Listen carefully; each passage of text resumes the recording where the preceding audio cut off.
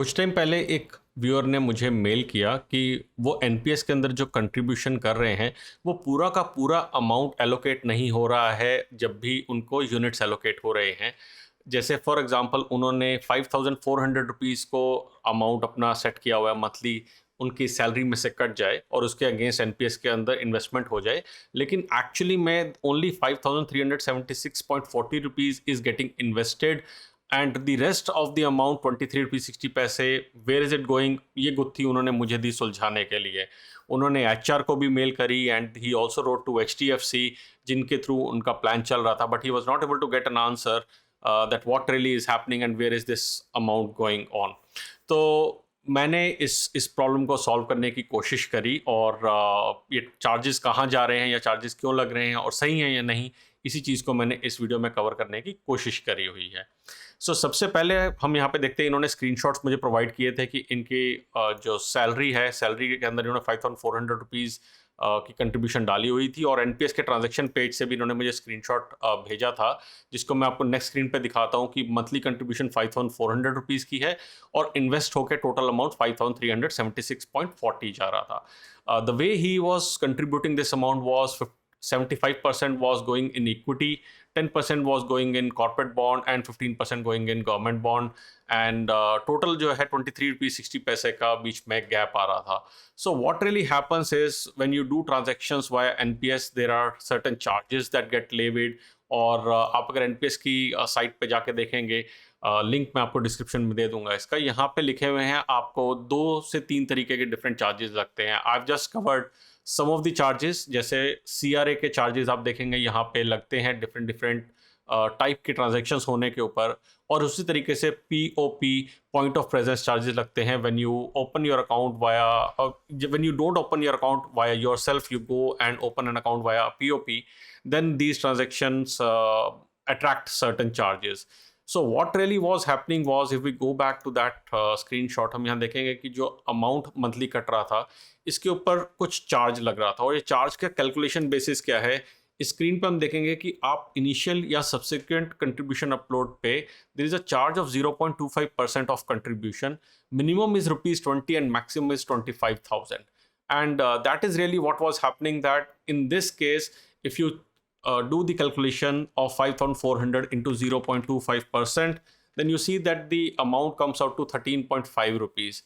But 13.5 rupees amount का charge नहीं लगेगा because the minimum is 20 rupees, and that is exactly what was happening. There's a charge of 20 rupees that was getting levied, and on top of that there's a GST of 18% getting levied. So as I've shown you just now, अगर आप इसके ऊपर GST लगाते हैं 20 rupees के ऊपर 18% का GST लगाते हैं तो ₹3.60 आता है, and the total of that comes out to 23 rupees 60 paisa, and that is exactly how the charges were getting levied. So are these charges levied on all of these examples, on all of the transactions, or are these consistent?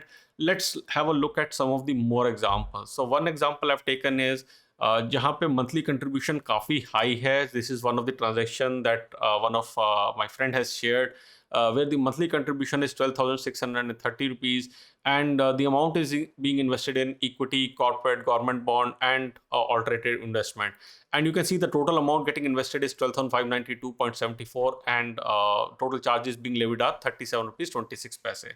So अगर हम वापस से calculation यहाँ पे करके देखते हैं कि 12,630 रुपीज़ के ऊपर 0.25% का अगर चार्ज लगाते हैं, so you we can see that 31.575 का अमाउंट आता है, राउंड ऑफ करके 31.58 आता है, एंड 31.58 के ऊपर अगर हम 18% का जीएसटी चार्ज करते हैं, देन अगेन 5.68 रुपीज़ का वो टैक्स हमारे पास बन के आता है, and if you add both of these you will get the amount as 37.26. Now there is one type of transaction where these charges do not get applicable, which is when you contribute on your own. So जैसे आपको मालूम है कि 80CCD1B में आप beyond 1.5 lakh की 80CCD1 या फिर 80CCD2 की जो आपकी ट्रांजेक्शन रहती है वाया योर एम्प्लॉयर, उसके बियॉन्ड आप 50,000 रुपीज़ को एक्स्ट्रा इन्वेस्ट कर सकते हैं. So if you do that transaction on your own without the involvement of a POP, in that case all of your amount gets invested and you get units accordingly, and there is no tax that gets charge on those transactions. तो उस case के अंदर आपको यहाँ पे 0.25% contribution और minimum 20 rupees applicable नहीं होते हैं। उस केस में आपको सारे के सारे अमाउंट के अगेंस्ट यूनिट्स एलोकेट हो जाते हैं। अब ये तो बात है आज की डेट की, जब हमारे पास जीएसटी रिजीम चल रहा है। If you have been doing transactions for quite some time और प्रॉब्ली एट द टाइम जब जीएसटी नहीं सर्विस टैक्स लगता था, तब भी यही चार्जेस एप्लीकेबल होते थे। सो जैसे एग्जांपल मैंने एक पुराना लिया है 5430 रुपीज़ कंट्रीब्यूशन का। सो 5430 रुपीज़ की कंट्रीब्यूशन के ऊपर 0.25% charges come out to be 13.575 and these charges are since this is less than your 20 rupees minimum, so minimum 20 rupees got charge, मगर इसके ऊपर एक सर्विस टैक्स लगा करता था। और सर्विस टैक्स जो आपका है, according to that service tax, the total amount came out to be 22.47. So as we can see that since GST has replaced service tax, hence now the new rates are applicable. So the amount gets invested as 23.6 as the charges. Minimum charges उतने आते हैं, पहले 22.47 charges थे। अब ये तो हमारी गुत्थी हुई जो चार्जेस लग रहे हैं आपके ट्रांजेक्शन्स पे उसके ऊपर, but there are more transaction charges that get paid और more amounts that get withdrawn from your NPS. And if you look at your transaction statement, then you may come across some of these transaction charges. So आप अगर transaction details में जाएंगे तो कुछ कुछ जगह पे आपको billing charges नज़र आएंगे, and what these billing charges are, we will see this in this part of the video.